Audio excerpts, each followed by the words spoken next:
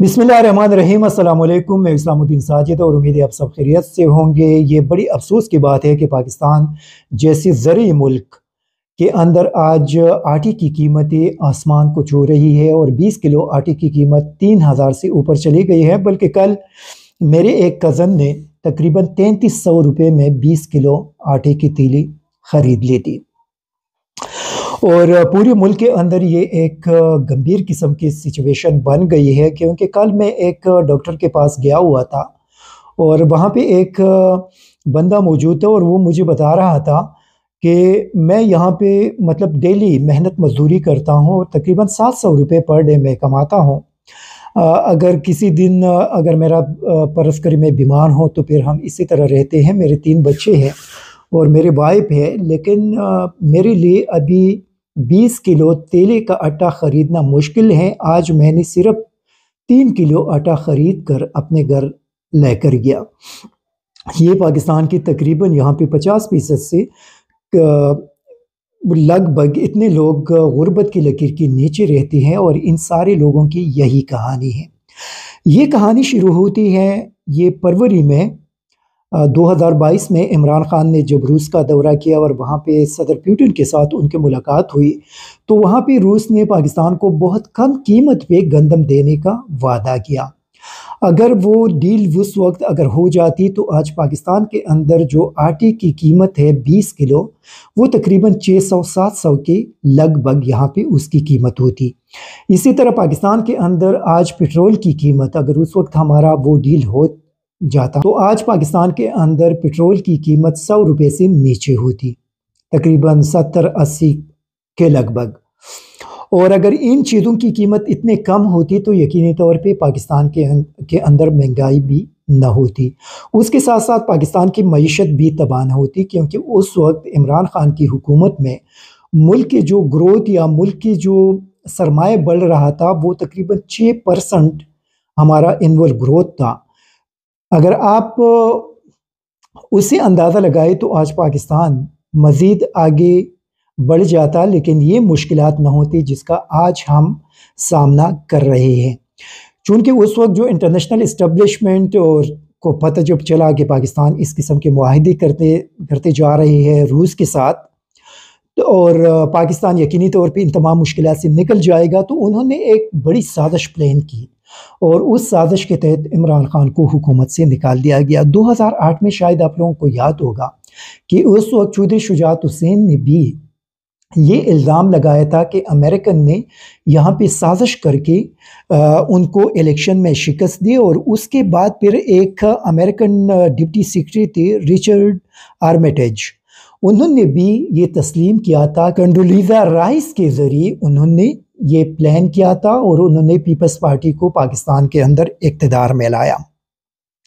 ये हमारी बदकिस्मती है, अगर उस वक्त ये सारे मुआहदे हो जाते तो आज पाकिस्तान के अंदर ये सूरत हाल न होती।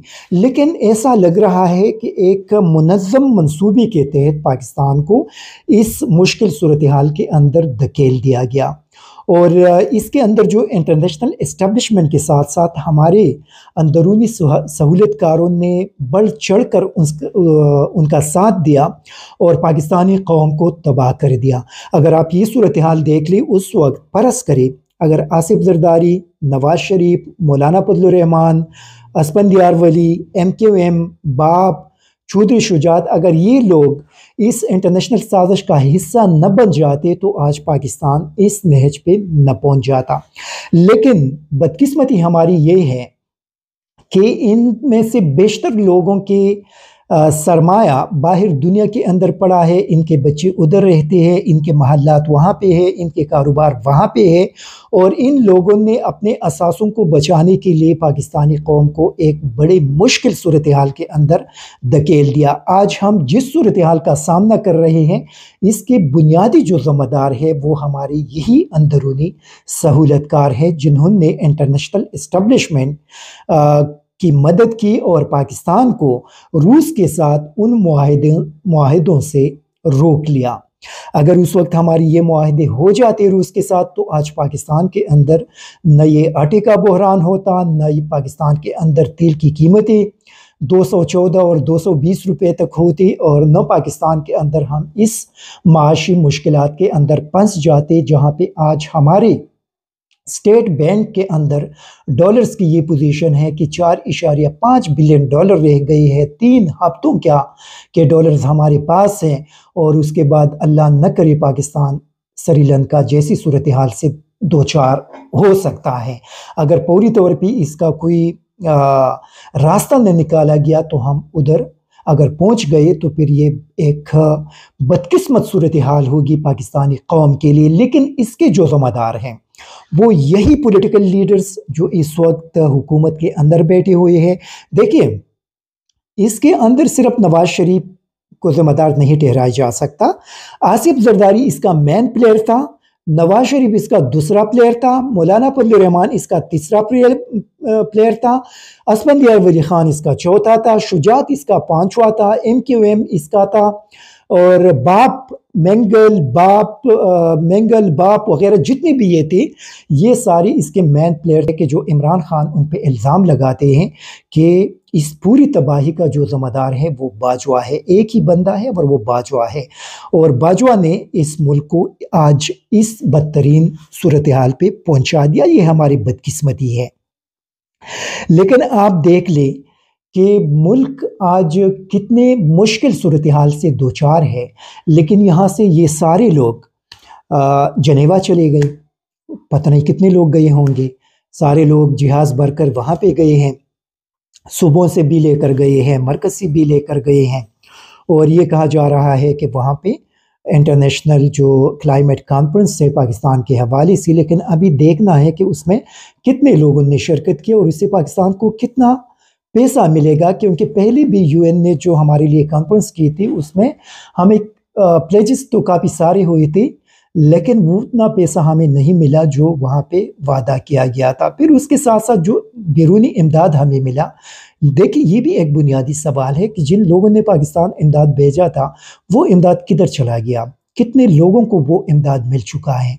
जब हम आपस में हमारे अंदर ट्रांसपेरेंसी नहीं होगी, हम वो इमदाद उन ज़रूरतमंदों तक नहीं पहुँचाएंगे, बाहर दुनिया को हम नहीं दिखाएंगे, तो फिर किस तरह लोग हमारे ऊपर एतमाद करेंगे। ये एक बुनियादी सवाल है। आज आप सिंध और बलूचिस्तान के अंदर उन सैलाब मुतासिरीन की सूरत हाल देख ले। खैबर पख्तूनख्वा हुकूमत की ये शिकायत है कि उनको आज तक 1 रुपये नहीं दी गई।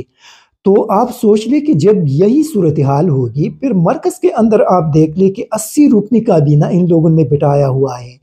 देखिए इस वक्त पाकिस्तान के पास इतना पैसा नहीं है। हमारे फॉरेन रिजर्व की ये सूरत हाल है। हम बाहर दुनिया जाकर लोगों की मिन्नत समाजत और भीख मांगते हैं और यहाँ पे आपने 80 रुकनी काबीना बिठाया हुआ है। क्या ये लोग पाकिस्तानी कौम के साथ मुखलिस हैं? अगर ये लोग मुखलिस होते तो आपका काबीना 75 और 80 रुकनी काबीना होती। ये सारे लोग इसी तरह के मज़े और इसी तरह के मराहत लेते। इन लोगों की सूरत हाल आप देख ले कि आज भी एक एक ब्यूरोक्रेट, वज़ीर और ऑफिसर्स के घर के अंदर 3-3 गाड़ियाँ होंगी। उनकी बीवी की अपनी गाड़ी होगी सरकारी, उनके बच्चों के लिए अलग गाड़ी होगी, साहब के लिए अलग गाड़ी होगी और ये सूरत हाल चल रही है। उनके यूटिलिटी बिल्स आपके ख़जाने से दिए जा रहे हैं, आपके ख़जाने से फजूल खर्ची हो रही है। मीडिया को करोड़ों रुपए के इश्तिहारात दिए जा रहे हैं ताकि वो हुकूमत को सपोर्ट करे, महंगाई पे बात न करे। ये आपकी इस वक्त पाकिस्तान की सूरत हाल है और फिर लोग कहते हैं कि ये कौम से मुखलिस है। अगर ये कौम से मुखलिस होते तो आपके ख्याल में ये फजूल खर्ची आज हो रही होती? कभी भी नहीं। लेकिन बुनियादी सवाल ये है कि इन लोगों का पाकिस्तान के अंदर इंटरेस्ट क्या है। इनके सारा जो पैसा है बाहर दुनिया में पड़ा हुआ है। इनके कारोबार वहाँ पे है, इनके बच्चे वहाँ पे है, हुक्मरानी के लिए यहाँ आते हैं, हुक्मरानी ख़त्म होती ही बाहर चले जाते हैं। तो ये किस तरह पाकिस्तान के साथ मुखलिस हैं? मतलब इनके इखलास का अंदाज़ा आप इन सारी चीज़ों से लगा सकते हैं। और बदकिस्मती ये है कि हम पाकिस्तानी भी इनके पीछे जा रहे हैं। हम पाकिस्तानी कौम, ये देखिए ये हमारा भी कसूर है कि आज भी मुर्दाबाद जिंदाबाद के काफ़ी सारे लोग इनके पीछे खड़े हैं, बजाय इसके कि वो अपनी इस मुल्क की सूरत हाल जो यहाँ तक पहुँचाई गई उस पर वो बात करते। यहाँ पे اپنے حقوق کے حوالے سے وہ پوچھ لیتے، آج بھی ان کے پیچھے کھڑی ہوئی ہے۔ تو جب اس قسم کی قوم ہے تو پھر ان کے ساتھ جو کچھ بھی ہو رہا ہے وہ بالکل ٹھیک ہو رہا ہے، مطلب پھر آپ شکوہ کس سے کریں گے؟ یہ ہماری بدقسمتی ہے۔ آپ دیکھ لیں، زرداری صاحب کے بیٹے کو دیکھ لیں، وہ آپ کی وزیر خارجہ ہے، آپ کی جو فورن پالیسی ہے اس کو تباہ کر دیا۔ افغانستان کے ساتھ آج آپ کی کیا صورتحال ہے؟ آپ کے ریلیشن کہاں تک پہنچ گئی ہیں؟ اس بندے نے پچھلے 9 مہینوں کے دوران کتنے دورے افغانستان کے کیے؟